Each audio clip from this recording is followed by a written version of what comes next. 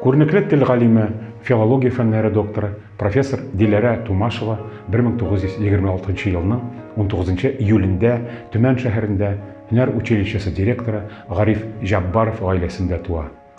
Ата-бабалары чыгышлары белән Татарстанның Арча төбәгеннән була.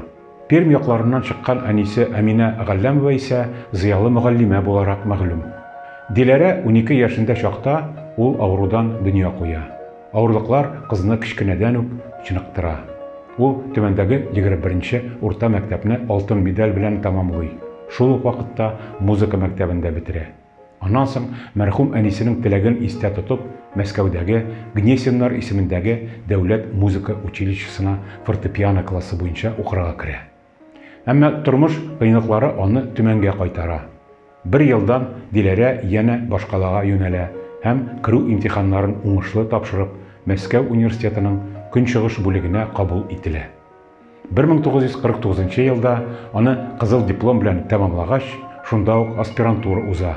Университетта аның укытучы остазлары күренекле түрколог галимнәр Николай Дмитриев, Эрвант Севартян, фарсы теле белгече Борис Миллер, гарәп теле белгече Бенцион Гранде, төрки телләр тарихы белгечләре Әмир Нәҗип, Владимир Насилов һәм башкалар була. Дмитриевның фәнни җитәкчелегендә язылган кандидатлык һәм мөстәкыйль башкарылган докторлык диссертацияләре Себер татарларының телен тикшерүгә багышлана.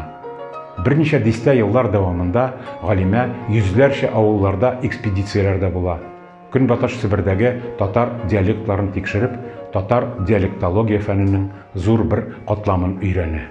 Аның Көнбатыш Себер татарлары теле, грамматик очерк һәм сүзлек, Себер татарлары диалектлары чагыштырма тикшеренү тәҗрибәсе, Себер татарлары диалектлары сүзлеге монографияләре тикшерүләренең нәтиҗәсе булып тора. 1952 елдан башлап аның укыту һәм фәнни эшчәнлеге Казан университеты белән бәйле.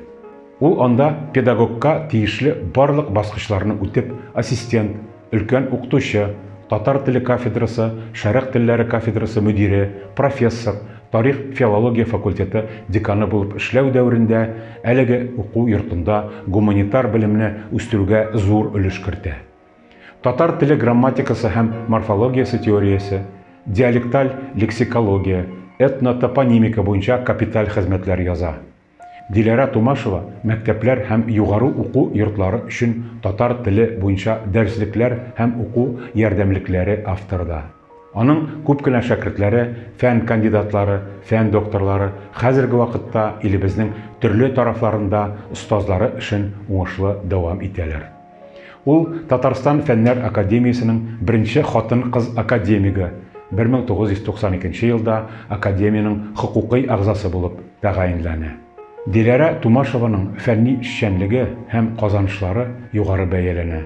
Татар грамматикасын төзүгә керткән өлеше өчен аңа 1994 елда Татарстан Республикасының фән һәм техника өлкәсендәге бүләге, 1977 елда ТССРның, 1997 елда Россия Федерациясының атказанган фән эшлеклесе исемнәре бирелә. Ленин ордены һәм күп кенә медальләр белән бүләкләнә. Галимә төрле җәмәгать эшләрендә актив башкара. Күп тапкырлар төрле дәрәҗәдәге советлар, шул исәптән Татарстан Югары Советы депутаты булып сайлана.